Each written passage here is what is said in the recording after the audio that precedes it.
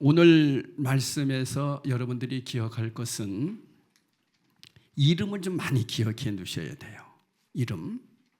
이름들이 좀 많이 나오거든요. 지난주 말씀을 잠깐 더 덧붙여서 드린다면 아벨이 예배를 잘 드렸잖아요. 그런데 예배를 잘 드렸는데 왜 죽었느냐? 되게 사람들이 생각할 때는 아니 예배를 잘 드렸으면 살아야지, 그렇죠? 근데 왜 죽었어요? 아니 예배를 잘 드렸는데 하나님이 도와주셔야지, 왜 그 사람이 순교하게 만들어? 이렇게 생각하는 분들이 혹 있을 것 같아서 제가 말씀드릴게요. 여러분, 예배를 잘 드리면 죽습니다. 그 죽는다는 의미는 나는 죽고 내 안에 주님이 살아나는 거예요. 그래서 여러분, 예배는 내가 죽는 거예요. 그래서 예배 드린 자들은 할 말이 없는 거예요. 근데 예배 때 시험 들었다? 그건 사람이 가인같이 예배 드려서 그런 거예요. 살아있어서 그런 거예요. 그러니까 가인은 예배를 똑같이 드렸는데, 하나님 앞에 똑같이 드렸는데 자기가 살아서 펄떡거리면서 동생을 죽이잖아요.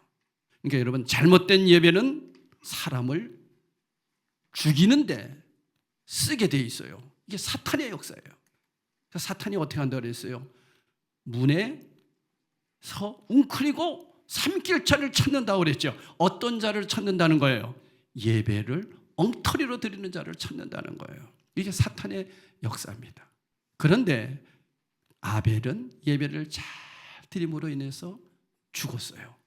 다시 말하면 우리가 예배를 잘 드리면 세상에서도 항상 손해보게 되고요, 어떤 속에서도 우리 자신들은 죽어야 되는 자가 되는 거예요. 그래서 죽어야 사는 자가 되는 거예요. 예배 잘 드리는 우리 모두가 되기를 축복합니다. 그런 가운데 이제 오늘 말씀이에요. 가인은 동생 아벨을 죽인 죄 때문에 하나님께 징계를 받죠. 하나님은 그에게 밭을 갈아도 땅이 효력을 내지 못하게 하셨고, 그가 땅에서 피하며 떠돌아다니는 자가 되게 했다 했어요. 그러니까 이제는 전혀 농사를 질 수 없는 자가 됐어요. 그게 징계예요. 하지만 동시에 하나님은 그가 하나님 앞에 회개함으로 인하여 나타난 증거가 있어요. 뭡니까? 가인을 죽이는 자에게는 7배의 벌을 내리겠다. 여러분, 회개하지 않았는데 어떻게 주님이 그를 용서합니까? 반드시 회개가 있어야 되거든요.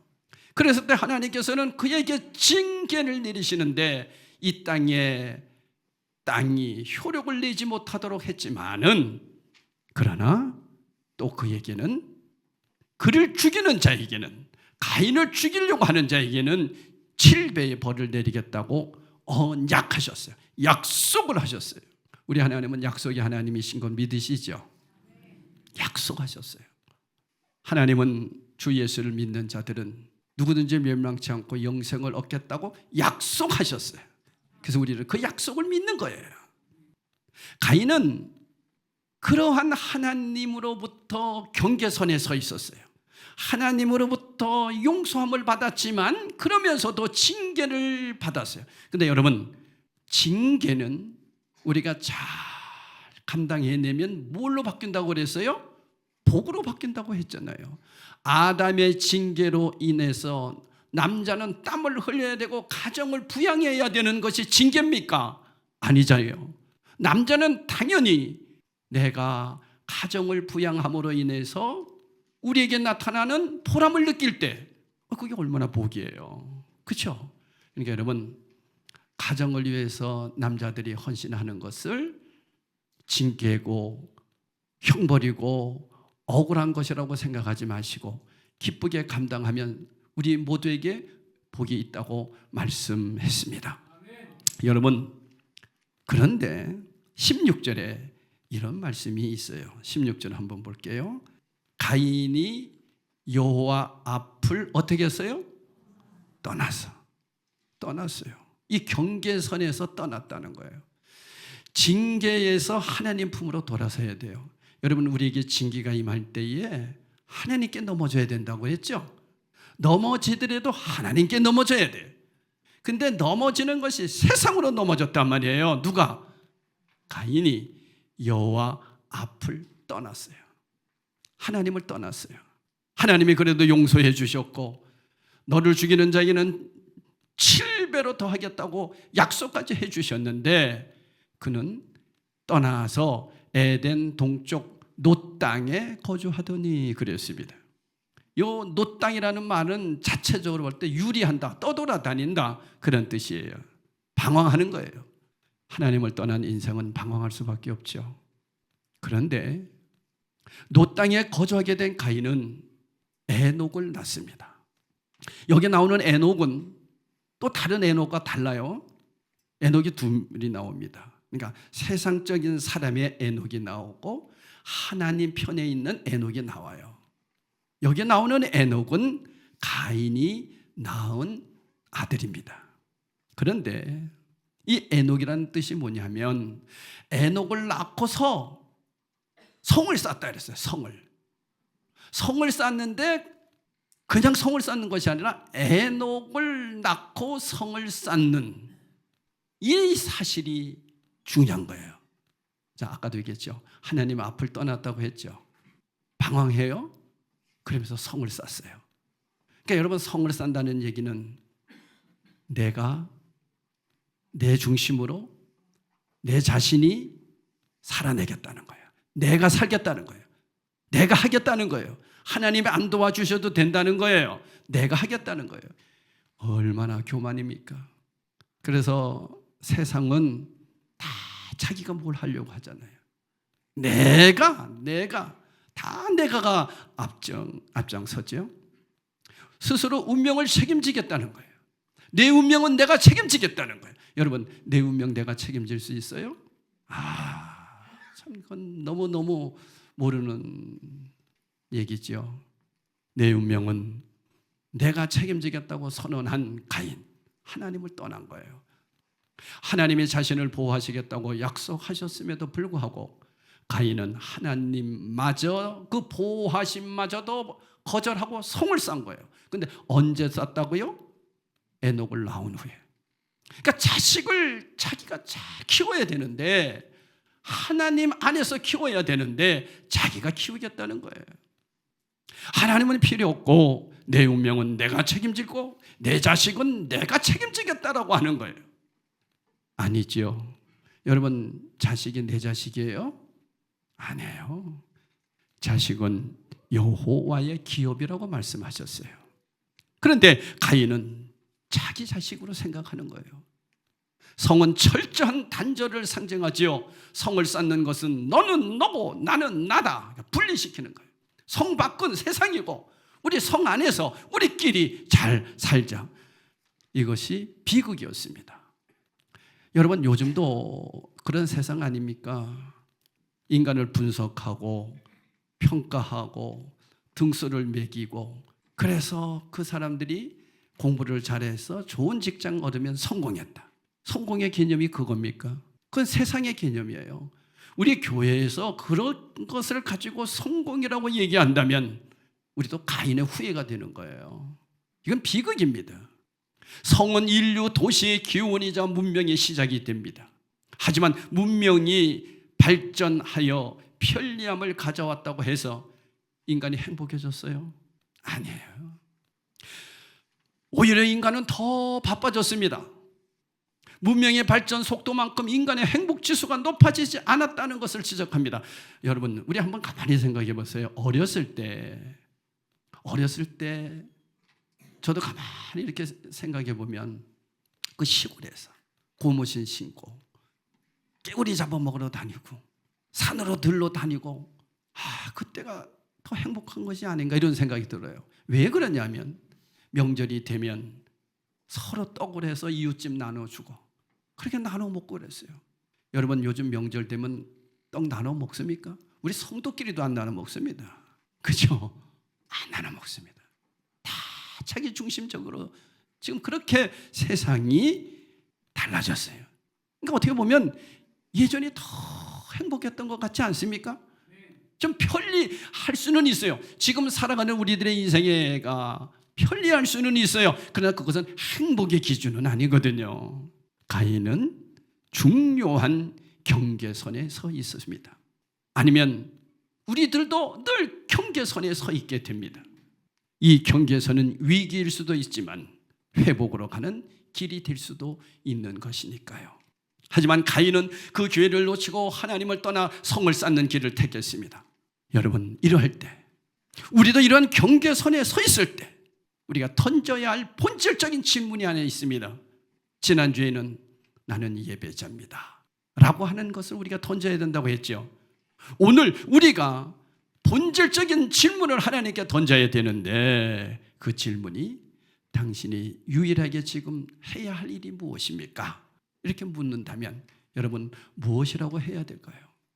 여러분이 지금 유일하게 해야 할 일이 뭡니까? 그런다면 죄라고 하는 것은 관역이 있지 않습니까?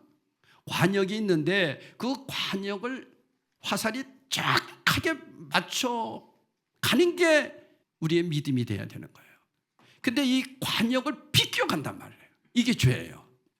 그러니까 하나님을 시선을 하나님께 늘 두고 살아야 되는데 세상에 두고 산다. 이게 죄예요. 그러니까 우리가 유일한 질문은 무엇으로 말씀드려야 됩니까? 바로 하나님 앞에 내가 영적인 예배자인가? 내가 정말로 예배자인가? 그리고 영적인 사람인가? 이 부분으로 우리는 회복돼야 되는 거예요. 다시 바꿔 얘기하면 정체성을 가져야 된다는 거죠. 어디 가서나. 그래서 이번에도 제주도 가서도 우리 성도님들께 제가 이 얘기를 꼭 당부드렸어요. 예배 시간에. 그 기사분은 교회를 안 다니시는 분이에요. 그러니까 나중에 고백하더라고. 뭐 학생부 때까지는 교회 다녔는데 뭐 전도사님과 뭐 목사님과 뭐 문제가 있어서 제가 시험 들어서 안 다닌다. 뭐 이렇게 얘기를 하더라고요. 그래서 제가 우리 성도들에게 그런 말씀을 드렸어요. 이분이 30년 넘게 가이드 생활을 하면서 얼마나 수많은 사람을 만났을까요? 그럴 때 요번에 만난 우리들이 그분의 인생에 있어서 최고로 기억에 남고, 야, 예수 믿는 사람들은 다르다. 요걸 좀 보여줘야 된다. 한 말씀을 드렸어요. 그래서 우리 성도들이요, 그 모습 보여주려고 무지하게 애쓰더구만. 만나면 안녕하세요 인사하고 대답도 어이 그러면서 대답도 잘하고 그랬습니다. 여러분, 정체성을 가져야 돼요. 나는 항상 그리스도인이다. 어디에 있든지 나는 하나님의 자녀다. 어디에 있든지. 이것을 잊어버리면 가인의 후회하고 다를 바가 없어요. 우리는 다른 사람이에요. 가정에 있든지 세상에 있든지 어디에 있든지 간에 나는 누구다? 하나님의 자녀다. 이 정체성을 잃지 않는 것이 너무 중요한 겁니다.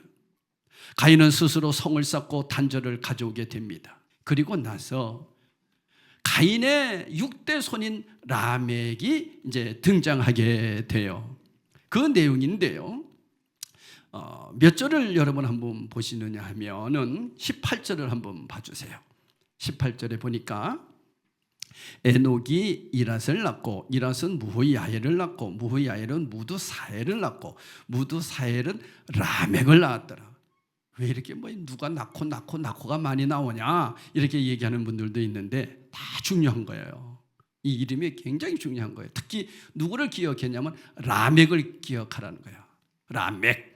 이 라멕은 부인이 둘이 있었어요. 그러면 여러분 가만히 생각해 보세요. 본질적이고 전통적인 것은 하나님은 아담에게는 누굴 주셨어요? 하와를 주셨어요. 하와 말고 누구 또 주셨어요? 하와의 아담의 갈비뼈를 취해서 하와를 만들었어요. 왜냐? 한 남자에게는 한 여자다 라고 하는 것을 주님이 허락하신 거예요. 그런데 6대가 지나서 라멕은 부인을 몇 명을 얻었어요? 2명을 얻었다는 거예요. 여기서부터 세상의 흐름으로 보게 되는 거예요. 그러니까 여러분, 가인은 세상의 사람들을 얘기하는 거예요. 그런데 부인이 둘이에요. 누구와 누구예요? 그 다음 한번 띄워줘 보세요. 19절 보세요. 이름이 나오는데요. 라멕의 두 아내를 맞이하였으니 하나의 이름은 아다. 기억해 놓으세요. 아다. 아따 이렇게 생각하시면 돼요. 아다. 그 다음에 또 하나는 실라 이런 뜻이에요. 아다와 실라인데 아다라는 뜻은 이름이 중요한 거예요. 아다라고 하는 이름의 뜻이 있어요. 꾸미고 장식한다. 꾸미는 것을 너무너무 좋아해요. 꾸미는 거. 귀걸이도 뭐 코걸이부터 해서 막 꾸몄어요. 그래서 우리 여자분들은 남자보다 꾸미는 걸 좋아하시잖아요. 그죠? 꾸미는 게 나쁘다는 거 아니에요. 근데 너무 치장을 해도 너무 많이 해. 그런데 여러분, 실라는 무슨 뜻인지 아세요? 실라? 실라는요, 그림자, 어둡다 이런 뜻이에요. 어두워요. 그러면 이제 두 가지 의미가 있겠죠. 라멕이 가인의 후예 가치관으로 이런 여자를 고르고 결혼했다는 것은 내면보다 뭘 더 중요시하게 여겼어요? 외면. 남자들은 다 여자들 외면을 보고 결혼합니까? 볼 수도 있어요. 봐야죠. 얼굴도 봐야죠. 그런데 인생을 살다 보면 마음이 중요해요? 외모가 중요해요? 외모가 중요하다고요? 둘 다 중요하죠. 근데요, 마음이 중요하죠. 마음이죠. 마음이 중요해요. 젊은 사람들 꼭 기억하세요. 마음이 중요해요. 당연히 이 가정에는 실라라는 이름을 대로 어둠의 그림자가 드리워지기 시작한 거예요. 어둠의 그림자가 드리워지기 시작했어요. 그래서 라멕은 두 아내에게서 세 아들을 낳았습니다. 지난주도 말씀드렸죠. 이 모세가 창세기를 쓰면서 오직 주인공들만 딱 등장시킨 거예요. 그 이외에도 많은 사람들이 있었다 없었다? 있을 수 있다. 왜? 여러분 얼마나 무드셀라는 969세까지 살았으니 얼마나 자녀들이 많았겠어요. 그 자녀들을 성경에 다 어떻게 기록하겠어요. 그래서 포커스를 주인공들에게만 맞췄다 이렇게 보시면 돼요. 지금 여러분들은 한 편의 영화를 보고 있는 거예요. 누구? 라멕이라고 하는 사람. 누구? 가인이라고 하는 사람. 그렇게 포커스를 이렇게 잡아서 말씀을 드리면 됩니다. 그런데 이 아다에게서 난 야발이라고 있어요. 야발은 뭘로 하는 사람이냐면 장막에 거주하며 가축을 치는 자였어요. 그러니까 목축업자예요. 목축업자가 나쁜 거예요? 아니죠. 직업을 가져야 되니까. 그러한 은사를 가졌어요. 야발. 동생은 뭐예요? 유발. 발씨가 다 발로 이렇게 나가는 거예요. 돌림자예요. 유발, 야발, 발이에요. 근데 유발은 뭐냐면 퉁소, 수금, 악기. 요즘 말하면 음악 가수들이에요. 가수들. 이런 쪽으로 아주 예능 쪽으로 은사가 있는 사람이 유발이에요. 그런데 이 실라는 어둡다 이런 뜻이다 그랬잖아요. 그림자라고 하는 뜻이에요. 이 실라의 아들은 얘도 발이라고 하는 그런 돌림자를 가졌어요. 뭐예요? 두발 가인. 두발 가인이에요. 그러니까 두 발을 가졌는데 할아버지 이름을 따서 가인 이렇게 된 거예요. 그래서 두발 가인은 구리와 쇠로 여러 가지 기구를 만드는 자가 되었어요. 근데 여기에요. 원어에는 이렇게 나와 있어요. 날카로운 철로 날카로운 무기를 만드는 자. 그러면 여러분 이때 벌써 뭐가 있었다는 거예요? 전쟁이 있었다는 거예요. 이게 인간이 살아가는 모습이에요. 그저 남의 것을 뺏어서 내 것으로 만들려고 하는 것이 성을 쌓는 세상의 모습이단 말이에요. 그러니까 여러분 세상의 모습을 지금 보여주고 있는 거죠. 여러분 이때가 언제예요? 고대부터 다 우리로 말하면 석기 시대? 그 시대예요. 그런데 이미 이쪽에서는 무기를 만들었다니까요. 우리는 돌 하나 가지고 막 이러고 있을 때 이쪽에서는 무기를 만드는 무슨 가인? 두발 가인이 있었다니까요. 음악을 담당하는 누구 무슨 발? 유발이 있었다니까요. 목축업을 하는 무슨 발? 나발이 있었다니까요. 그 다 발이 있었어요. 그때 당시에 그랬어요. 그런 모습으로 이제 보여집니다. 다시 말하면 이 세상은 그렇다는 거예요. 자기의 적성과 자기의 은사를 가지고 세상이 살아가는 것, 그건 나쁜 건 아니죠. 그런데 여기에 문제점이 있습니다. 무슨 얘기냐면 23장을 보게 23절을 봅니다. 23절에 보니까 이 라멕이 얼마나 뻥뻥거리는 사람인지 나와 있어요. 제가 읽어드릴게요. 잘 보세요. 라멕이 아내들에게 이르되 아다와 실라여 내 목소리를 들어라. 이제 얘기합니다. 내가 이런 일이 있었어 하고 두 아내를 앉혀놓고 아주 뻥뻥거리고 있어요. 뭐라고 뻥뻥거리는지 보세요. 라멕의 아내들이여 내 말을 들으라. 나의 상처로 말미암아 내가 사람을 죽였고 내가 사람을 하나 죽였어. 여러분 사람 죽이는 게 자랑이에요. 그런데 두 아내를 앉혀놓고 자기가 사람 하나 죽였다는 거예요. 그리고 나의 상함으로 말미암아 소년을 죽였다. 내가 소년 하나를 죽였다는 거예요. 자, 그다음 보세요. 24절 보세요. 가인을 위하여는 뭐예요? 자, 보세요. 가인을 위하여는 벌이 700일치인데 그거는 누가 얘기한 거예요?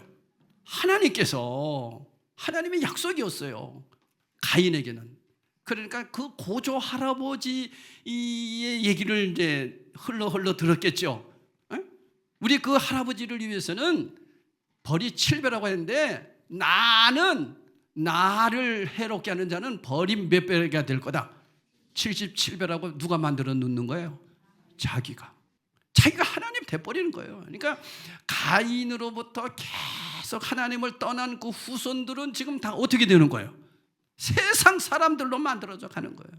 이제는 사람 죽이는 것까지도 자랑하고 부인을 둘 얻고 부인들 앞에서 자기를 자랑하고 살아가는 이 마지막 세대를 보여주는 거였죠. 그 다음 한번 보세요. 이렇게 되고 나서 이제 누가 나옵니까? 아담이 다시 자기 아내와 동침하며 그가 아들을 낳았다. 그러면 여러분 보세요. 이렇게 그냥 말씀으로만 생각하면 아담이 가인과 아벨을 낳고 그리고 긴 세월 속에 있다가 셋을 낳았을까요? 이 시간이 얼마나 많은 시간인데, 그죠? 아까도 얘기했잖아요. 가인에 누가 낳고 누구 낳고 해서 누구까지 내려왔어요? 라멕까지 내려왔었잖아요. 그러한 세월 속에서 아담이 이제 고작 셋을 낳겠냔 말이에요. 무슨 얘기인지 아시겠죠? 그러니까 뭐냐면 성경은 중요한 주인공들만 어떻게 했다? 기록해놨다. 이렇게 보시면 돼요. 이게 아주 성경 신학자들이 전통적인 신학으로 말하는 내용이에요. 그렇지 않으면 이 말씀을 해석하기가 너무 힘들어요. 문자 그대로만 해석하면 사람이 몇 명밖에 없어요. 가인, 아벨, 셋. 그런데 누구랑 결혼해? 누구하고 해? 그죠? 무슨 얘기인지 이해가 가시죠? 이게 전통 신학이에요. 자, 그러면 이렇게 세상은 자기가 사람을 죽이고도 부인을 2명, 3명 두고도 전혀 문제없이 그렇게 살아가는 것이 이 세상이에요. 여러분, 요즘 세상 한번 보세요. 인기만 있으면 대통령 됩니다. 그죠? 어떻게 살든 그거 신경 안 씁니다. 뭐만 있으면 돼. 인기만 있으면 돼, 인기. 그래서 운동을 잘해서 인기를 끌면 그 사람도 대통령 돼요. 코미디를 잘해서 인기를 끌으니까 우크라이나 대통령 되잖아요. 요즘 세상은 인기만 있으면 되는 거예요. 그게 세상이에요. 여러분, 교회는 그러면 안 돼요. 하나님의 자녀는 그러면 안 돼요. 우리는 인기로 그 사람을 지도자로 삼는 게 아니에요. 우리는 철저하게 낮아지고 내가 죽고 내 안에 주님으로 나타나야 될 줄로 믿습니다. 그러면 우리는 세상 속에도 살아가면서 하나님의 자녀니까 이중 구조 속에 살잖아요. 그죠? 나는 하나님의 사람이에요. 하나님 나라의 정체성을 갖췄어요. 그러나 이 땅에 살면서도 인기를 끄는 사람을 대통령 시켜야 되는 게 또 맞죠? 그건 맞아요. 그래서 우리는 기도하면서 정말 하나님의 뜻이 어디 있는지를 기도하면서 대통령을 잘 뽑아야 되는 거예요. 그죠? 이런 거예요. 자, 그렇다면 이제 25절에서 나오는 이 내용의 말씀은 뭐냐? 이것이 이제 결론입니다. 우리 한번 읽어보겠습니다. 시작. 아담이 다시 자기 아내와 동침하며 그가 아들을 낳아 그의 이름을 셋이라 하였으니 이는 하나님이 내게 가인이 죽인 아벨 대신에 다른 씨를 주셨다 함이며 셋도 아들을 낳고 그의 이름을 에노스라 하였으며 그 그때의 사람들이 비로소 여호와의 이름을 불렀더라. 이때부터 다시 이제 뭐가 시작된다는 거예요. 교회가 시작됐다, 그런 뜻이에요. 그러니까 여러분, 여기서 셋은 교회를 얘기하는 거예요. 라멕은 세상을 얘기하는 거예요. 그러니까 세상과 교회는 항상 공존해 살아가고 있어요. 그 중간에 저와 여러분이 끼어 있다니까. 우리는 하나님의 나라 백성이면서도 또한 대한민국이라고 하는 이 민족 사람이잖아요. 그죠? 그래서 힘들어요, 안 힘들어요? 힘들어요. 그래서 예수 믿는 사람들이 이 세상 살아가기가 쉽지가 않아요. 그래서 기도해야 되고요. 그래야 성령님의 인도 속에 늘 그분을 붙잡지 않고서는요, 정말 힘들어요. 그러니까 어떻게 보면 세상 사람 같기도 하고, 어떻게 보면 하나님 나라 사람 같고, 이런 경계선에 늘 서 있다니까. 그래서 주일날 교회에 나와서 하나님의 말씀을 깨닫고는 내가 이러면 안 되지. 그 예배를 바로 드렸어. 그리고 나서는 이제 또 어디로 나가요? 세상으로 가잖아. 세상으로 나가서 하나님 나라 자녀답게 살아내는 것이 영적 예배자라고 말씀드렸잖아요. 근데 그게 쉽지가 않아요. 그렇기 때문에 우리는 서로를 위해서 기도해 줘야 돼요. 기도해 줘야 돼요. 서로 응원해 줘야 돼요. 힘내라. 힘내라. 내가 기도해 주고 있어. 힘내. 기도해 줘야 돼요. 그래야 우리는 이 세상 속에서도 이길 수 있는 것입니다. 사랑하는 성도 여러분, 이제 창세기를 계속해서 강의해 나가면서 오늘 말씀 이후부터 이제 두 갈래의 길을 걷게 돼요. 세상과 교회. 그 속에 이 말씀이 깊이 있게 여러분에게 전달될 겁니다. 우리는 이 세상 사람이에요. 그러면서도 하나님 나라 백성이에요. 믿으십니까? 이걸 잊어서는 절대로 안 되는 거예요. 겉모습은 똑같지만 우리 안에는 하나님의 영이 있는 사람들이에요. 믿으십니까? 이걸 누가 알고 있어요? 하나님도 아시지만 사탄이 알고 있다니까요. 그래서 사탄이 문에서 엎드리고 있다 그랬잖아요. 왜? 누구를 잡으려고? 예배 엉터리로 드리는 사람 잡아내려고. 예배 엉터리로 드리는 사람 잡아내려고. 그래서 예배는 어디서부터 드려져야 된다고 그랬어요? 집에서부터 준비한 것까지 시작돼야 된다고 했어요. 그래서 예배 시간에 졸면 안 되는 거예요. 눈 크게 뜨세요. 내가 눈 마주쳤잖아. 그죠? 그래서 여러분, 우리는요 정말 힘들어요. 사실은 우리 힘으로 살려고 하면 성령님이 붙잡아 주시지 않으면 못해요. 여러분이 오늘도 이 자리에 나올 수 있었던 것은 성령님이 여러분을 도와주셔서 이 자리에 온 거예요. 믿으세요? 이건 믿는 게 신앙이에요. 세상 사람들은 세상에서 더 잘 살아요. 우리보다 더 잘 살아요. 그것을 복이라고 얘기하면 안 돼요. 진짜 복은 뭐냐? 예배자로 서는 게 복이에요. 이게 믿음이라는 거죠. 오늘 이 사실을 여러분 꼭 기억하면서 나는 예배자입니다. 내가 피해야 할 피난처는 예수밖에 없습니다. 성을 쌓아서 아무리 거기서 숨어서 산들 우리 하나님이 모르시나요? 다 아시죠. 그래서 다 이렇게 솎아내잖아요. 믿는 사람과 안 믿는 사람을 솎아내잖아요. 그래서 여러분들이 오늘 이 자리에 나온 거잖아요. 왜? 이곳이 피난처니까. 교회가 피난처다는 얘기는 여기서 우리끼리 잘 먹고 잘 사자는 얘기가 아니라 이곳에서 다시 한번 온전한 예배자로 하나님 앞에 내가 다짐하고 성령의 인도함을 받아서 또 세상으로 나가자는 거죠. 그래서 세상에 나가서 내 가정에서 직장에서 믿는 자로 살아낼 때 나를 보고 예수 믿는 사람은 다르구나 하는 것을 그 사람들에게 보여주며 예수님을 증거하라고 저와 여러분이 지금 살아가고 있는 목적입니다. 아멘.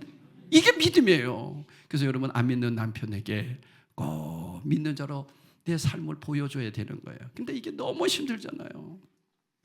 자녀들에게 보여준다는 게 이게 얼마나 힘듭니까? 그러나 그렇게 해야 돼요. 그래서 내가 날마다 죽어야 되는 거예요. 죽어야 사는 거예요. 아벨처럼 죽어야 하나님이 셋이라고 하는 그 아들을 통해서 하나님의 역사는 이루어가는 거예요. 내가 죽어야 내가 죽음을 통해서 또 새로운 영혼들이 셋이라는 자녀들이 태어난단 말이에요. 내가 살아있으면요 가인과 같은 자식들이 자꾸 나온다니까. 내가 죽어야 셋과 같이 에노스 같이 비로소 여호와의 이름을 불렀더라. 아멘. 그런 사람들이 후손들이 태어나는 거예요. 그러니까 여러분, 우리가 자녀들 보고 이러라 저러라 얘기하지 마시고 내 자신부터 잘합시다. 아멘. 이게 진짜 피난처 대신 예수님을 믿고 살아가는 성도들의 자세임을 기억하면서 주님, 나의 피난처 대신 예수님만 의지합니다 하는 고백으로 오늘도 성찬에 깊이 있게 참여하는 시간 되기를 바랍니다. 성찬식을 하도록 하겠습니다.